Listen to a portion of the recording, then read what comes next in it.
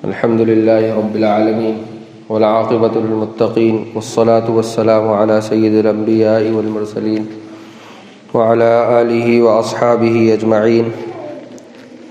أما بعد فأعوذ بالله من الشيطان الرجيم. بسم الله الرحمن الرحيم. ويوم يعض الظالم على يديه يقول يا ليتني اتخذوا مع الرسول سبيلا يا ويلتى ليتني لم أتخذ فلانا خليلا.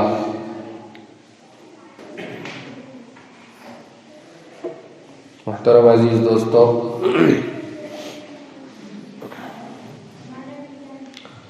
آج بہت اہم گفتگو لے کر آپ کی خدمت میں حاضر ہوا ہوں، اور اس گفتگو کا جو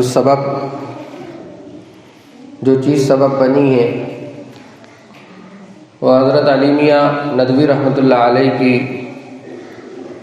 ایک عبارت جس کو میں نے پڑھا اور دل کے اندر ایک کھلبلی سی مچی کہ کیوں نہ اس کو ہو بہو پڑھ کے لفظ بلفظ پڑھ کر آپ کی خدمت میں سناؤں. اس کو سنیے، لفظ بلفظ سنیے. تاریخ شاہد ہے کہ جب کبھی کسی قوم میں مردانگی اور غیرت انسانی کو زوال ہوا، عورتوں نے اپنی نسائیت اور فطرت مادری کے خلاف بغاوت کی اور آزادی و بے حجابی کی راہ اختیار کی. ہر چیز میں مردوں کی مسابقت کی کوشش کی. خانگی زندگی سے نفرت اور غفلت بڑھی اور ضبط تولید کی رغبت پیدا ہوئی. اس کا ستارہ اقبال غروب ہوا اور رفتہ رفتہ اس کے نشانات بھی مٹ گئے. یہ عبارت اپنے اندر اتنی گہرائی اور گہرائی لیے ہوئے ہے، اتنی گہرائی لیے ہوئے ہے کہ اگر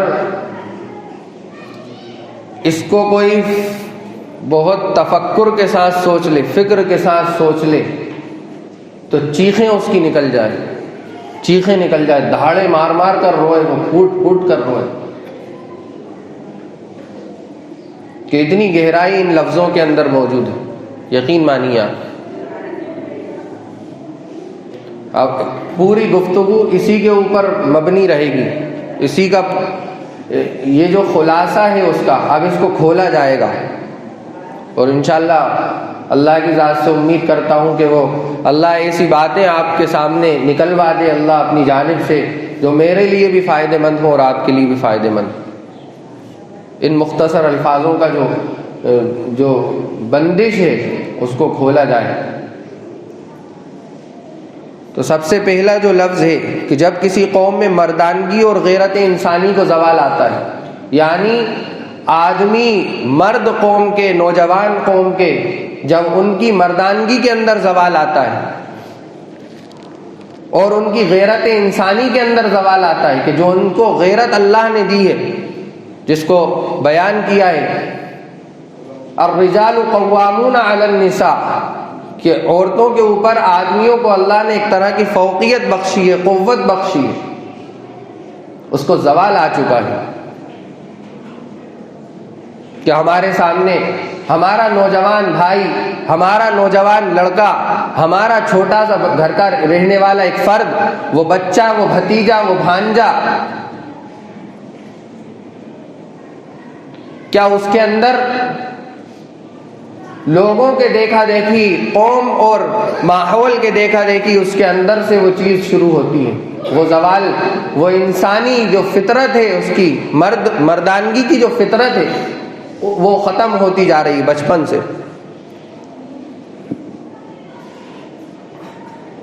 اس کے ماحول کے اندر اس کی ابتدا ہوتی ہے اسکول سے. اسکول کے اندر لڑکوں اور لڑکیوں کو ایک ساتھ بٹھایا جاتا ہے.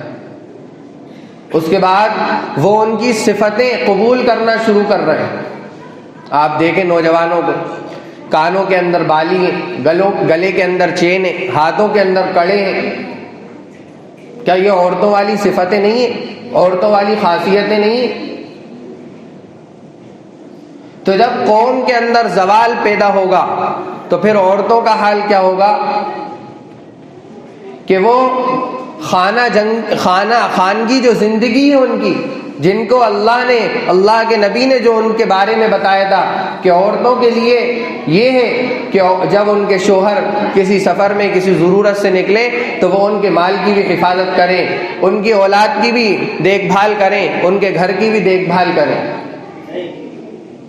خانگی زندگی کے اوپر عورتوں کو معمور کیا کہ وہ ان کے لیے تو گھر کے کام کاج ہیں۔ آج گھر کے کام کاج سے دل چرا رہی ہیں، باہر سے کھانے آتے ہیں، ارے آج دل نہیں چاہ رہا کھانا بنانے کا، ورنہ آپ دیکھیے پہلے کی عورتوں گھر کے اندر ہی مسالے پیس رہی ہیں، گھر کے اندر ہی جو ہے چولہا، اور اتنی محنت اور مشقت ان کے اندر پائی جاتی تھی کہ ان کو گھر کے کاموں سے ہی فرصت نہیں ملتی تھی کہ وہ دوسرے کام کی طرف توجہ دے۔ تو اس کے اندر زوال آ رہا ہے، ضبط تولید کے اندر زوال آ رہا ہے کہ بچوں کی پیدائش کو عورتیں رکوا رہی ہیں، بچوں کے پیدا ہونے کو روک رہی ہیں، مس کیریج کروا رہی ہیں، حمل ساقط کروا رہی ہیں، حمل گروا رہی ہیں، کہ سوال آ رہا ہے۔ اور اس کی وجہ کیا بنی ہے؟ ہمارا نوجوان معاشرہ، ہمارا مردوں کا معاشرہ اس کی وجہ بنی، جس کو علی میاں ندوی نے نقل کیا ہے کتاب کے اندر،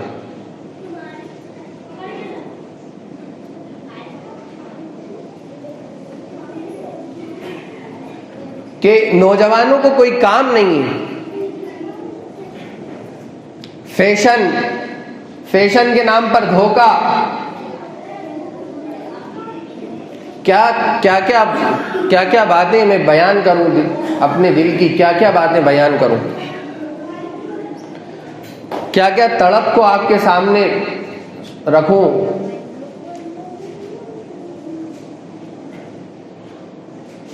اللہ کے نبی صلی اللہ علیہ وسلم نے فرمایا کہ راستوں میں مت بیٹھو، اور اگر بیٹھنا ہے تو اس کا حق ادا کرو۔ اللہ کے نبی سے پوچھا گیا کہ اللہ کے نبی راستوں کے کیا حق ہیں؟ اللہ کے نبی نے بتایا کہ جب راستے کے اندر بیٹھو تو اپنی نگاہوں کو نیچے رکھو، کوئی سلام کرے تو اس کے سلام کا جواب دو، کسی کو تکلیف مت پہنچاؤ، یہ راستوں کے حقوق بتائے۔ اور سب سے پہلا حق کیا بتایا کہ نگاہوں کو نیچی رکھو۔ کیا آج ہمارا نوجوان راستوں میں اس لیے نہیں بیٹھتا کہ وہ اپنی نگاہوں کی خواہش کو پورا کرے، اپنی نگاہوں کی خواہش کو پورا کرے؟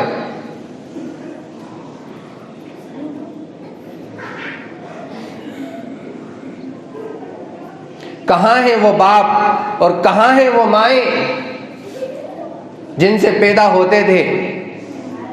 عبد القادر جیلانی، مجدد الفسانی، بایزید بسطامی، نظام الدین اولیاء،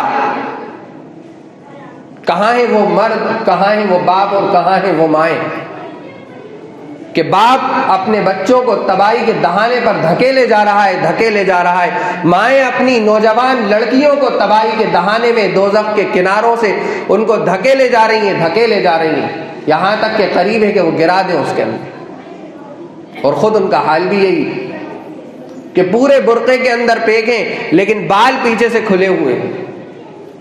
فرمایا کہ عورت کا جو حصہ دکھتا ہے، جس سے بد نظری ہوتی ہے، بے نگاہی ہوتی ہے، قیامت کے دن اسی کے بل پر اس کو عذاب دیا جائے گا۔ اور میں نے پڑھا تھا کہیں پر کہ جس عورت کے بال کسی غیر محرم نے دیکھے، اس کو قیامت کے دن بالوں کے اوپر لٹکایا جائے گا، بالوں کے ذریعے سے۔ کہاں ہیں وہ باپ اور وہ مائیں جن سے پیدا ہوا کرتے تھے ایسے بڑے بڑے اللہ والے؟ اور کہاں ہیں ایسی فکریں رکھنے والے؟ فکریں نہیں ہیں آج۔ کسی کو فکر ہے کہ ہمارا بیٹا بڑے ہو کر پورے ورلڈ میں سب سے بہترین حافظ بنے، کسی کو فکر ہے اپنے بچوں کی کہ ہمارا بیٹا دنیا کے اندر ایسا عالم بنے کہ اس کا نام لیا جائے، اور اللہ کے یہاں اس کی وجہ سے ہماری بھی مغفرت ہو جائے۔ کیا اب بھی ایسے لوگ پائے جاتے ہیں؟ جن کی یہ سوچیں ہو کہ ہمارا بیٹا اللہ والا بن جائے، ولی کامل بن جائے۔ سنیے آپ بایزید بسطامی رحمۃ اللہ علیہ کے واقعے کو، گزشتہ ہفتے میں نے اس کا تذکرہ بھی کیا تھا کہ ایک ماں، بیوہ ماں اپنے بچے کو، اپنے بچے کی فکر میں رہتی ہے کہ اس کو بڑا حافظ بناؤ، عالم بناؤ، اللہ والا بناؤ۔ کسی نے بتایا کہ فلاں جگہ پر ایک مدرسہ ہے، مکتب اللہ والے وہاں پڑھاتے ہیں۔ وہ ماں اپنے بچے کو، بیوہ ماں اپنے بچے کو لے کر وہاں پہنچتی ہے اور خدمت میں پیش کرتی ہے کہ میرا ایک ہی بچہ ہے، اس کے باپ کی بھی یہ تمنا تھی کہ بڑا عالم بنے، اللہ والا بنے۔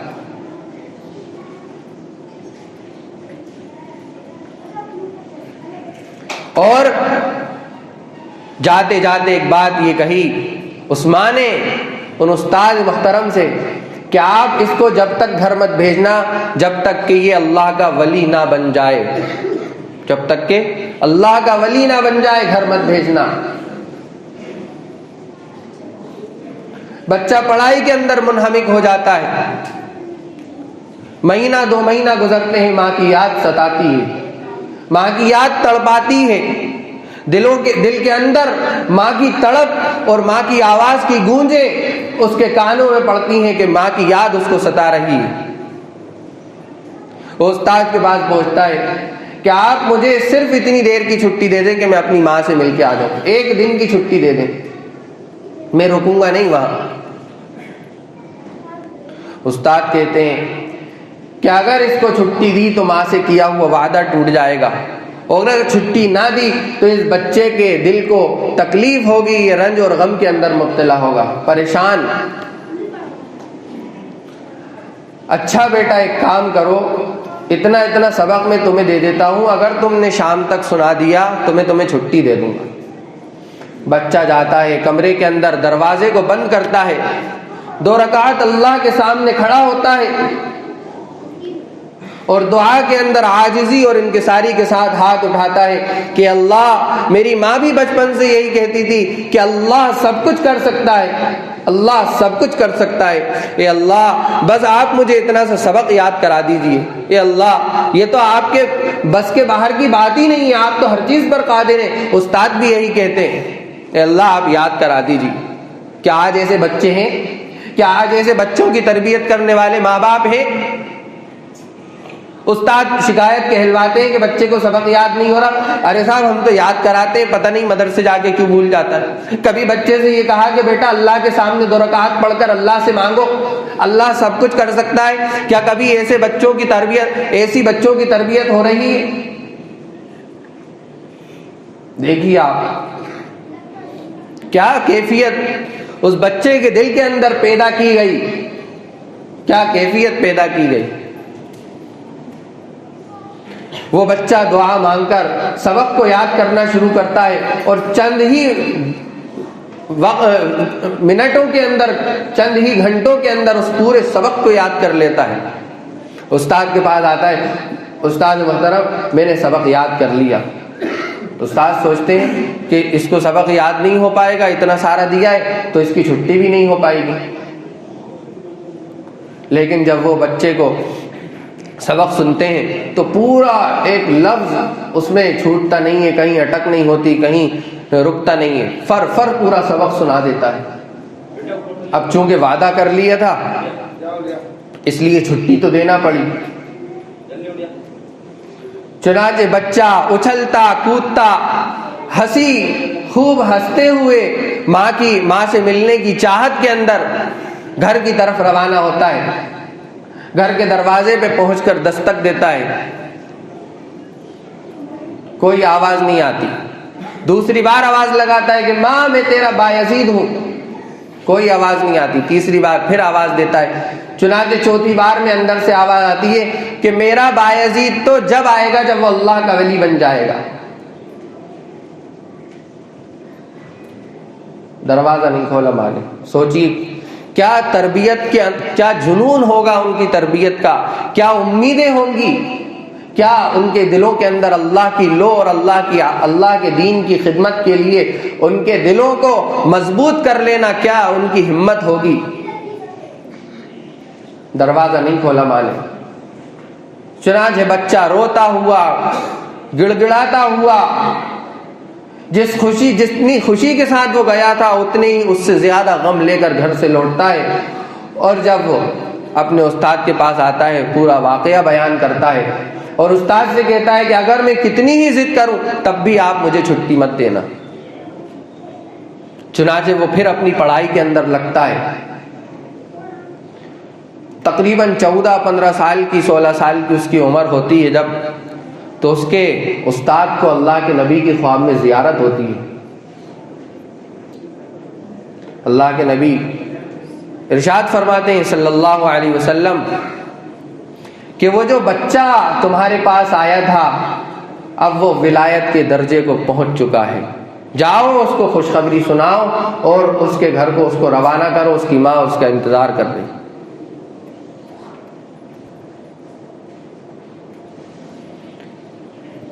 वो ख्वाब से बेदार होते हैं, नींद से बेदार होते हैं, बच्चे के कमरे की तरफ बढ़ते हैं, दरवाजा खोलते हैं तो देखते हैं कि वो तहज्जुद की नमाज में मशगूल है,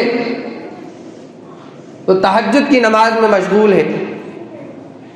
उस्ताद पीछे जाके बैठ जाते हैं, जब वो सलाम फेरता है तो उसको अपने सीने से लगाते हैं, चिमटा लेते हैं और अपने सर की पगड़ी उठाकर उसके सर पर रख देते हैं, कहते हैं कि जाओ जिस मकसद के लिए तुम आए थे वो मकसद पूरा हो गया।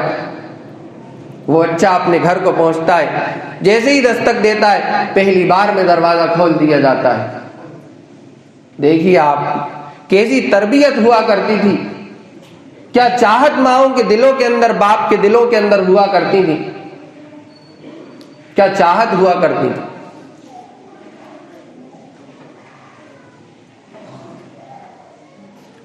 कि जो मैंने बताया कि नौजवान रास्ते के अंदर बैठता है तो वो इसलिए बैठता है कि वो बदनिगाही करे, नामहरमों को ताके। हज़रत थानवी रहमतुल्लाह अलैह ने लिखा है कि सारे गुनाह करने वाले बेवकूफ़ हैं, लेकिन सबसे बड़ा गुनाह करने वाला जो बेवकूफ़ है सबसे बड़ा, वो बदनज़री करने वाला है। इसलिए कि वो बदनज़री करता रहेगा, गुनाह के अंदर पड़ता रहेगा, लेकिन हाथ कुछ नहीं आएगा। कुछ आता है? अरे किसी लड़की, किसी औरत की तरफ देखने से कुछ मिलता है क्या? नहीं मिलता। सुनिए एक वाकया, एक बुजुर्ग थे, उनका इंतकाल हुआ, किसी ने उनको ख्वाब में देखा, पूछा कि क्या गुजरी? मा फ़अल अल्लाहु बिक, तुम्हारे साथ तुम्हारे अल्लाह ने क्या मामला किया, तुम्हारे साथ अल्लाह ने क्या मामला किया?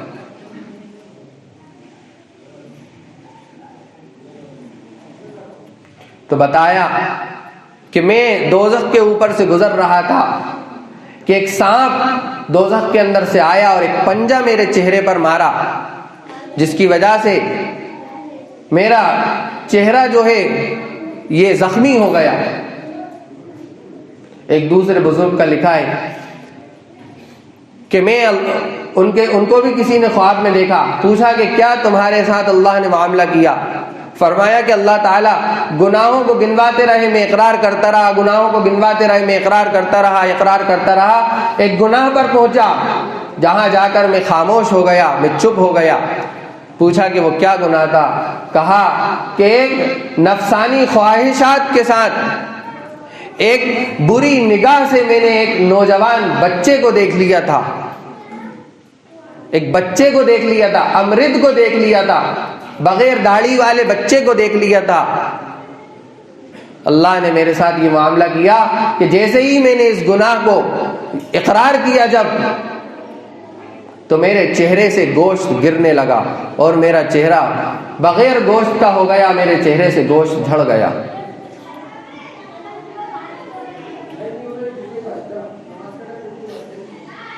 क्या क्या क्या गुनाह है ये बदनजरी, और इसी किस्म के क्या क्या गुनाह हैं जिनके साथ आज नौजवानों के साथ बड़ी उम्र वाले भी मुलव्विस हैं, बड़ी उम्र वाले भी मुलव्विस हैं। जब किसी गुनाह के करने का दिल में ख्याल आए और वो गुनाह चोरी से हो रहा हो, तो उस वक्त भी इंसान को ये ख्याल करना चाहिए, कोई देखे या ना देखे वो अल्लाह तो देख रहा है। اگر اس کی نعمت کی ناشکری کی تو وہ اس کا نقصان یہ ہوتا ہے کہ اللہ تعالیٰ بعض اوقات نگاہوں کی بے نظری کی وجہ سے وہ نگاہوں کی روشنائی کو چھین لیتے ہیں، اور کبھی کبھی حسن جو ہے کبھی کبھی امتحان کی شکل میں آتا ہے۔ جب قوم لوط کے اوپر اللہ تبارک و تعالیٰ نے حضرت جبرائیل علیہ السلام اور حضرت میکائیل علیہ السلام کو بھیجا تو بہترین خوبصورت نوجوان بنا کر بھیجا ان کے امتحان کے لیے۔ تو آدمی کے سامنے کبھی اس طرح کی خوبصورتی سامنے آئے تو اس کو یہ سوچنا چاہیے کہ ہو سکتا ہے یہ میرے امتحان کے لیے ہو۔ بس ایک واقعہ سنا کر آنکھوں کے اوپر اپنی بات کو ختم کرتا ہوں کہ ایک عورت بازار میں کچھ سامان خریدنے کے لیے گئی، پاک باز عورت تھی، نیک عورت تھی، بازار میں کوئی سامان خریدنے کے لیے پہنچی۔ جب واپس وہاں سے لوٹ رہی تھی تو کسی آدمی نے اس کو دیکھ لیا اور وہ پیچھے پیچھے لگ آیا۔ وہ گھر آئی، گھر تک وہ پیچھا کرتا رہا۔ جب وہ اندر داخل ہوئی تو اس نے پوچھا کہ تم میرا پیچھا کیوں کر رہے ہو؟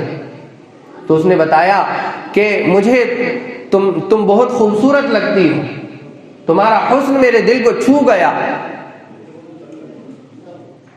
تو اس نے پوچھا کہ تمہیں کیا چیز میری بھا گئی، کیا چیز خوبصورت لگی؟ اس نے کہا کہ تمہاری آنکھیں۔ وہ عورت اندر گئی، پاک باز تھی، اللہ والی تھی۔ اس نے فوراً اپنی دونوں آنکھیں نکالی اور اس کے سامنے پھینک دی کہ لے جاؤ، تمہیں یہ آنکھیں پسند ہیں، لے جاؤ یہ آنکھیں تمہیں پسند ہیں۔ کوئی صاحب تھے کسی زمانے کے اندر، وہ مسجد کی چھت مینارے پر کھڑے ہو کر اذان دیا کرتے تھے۔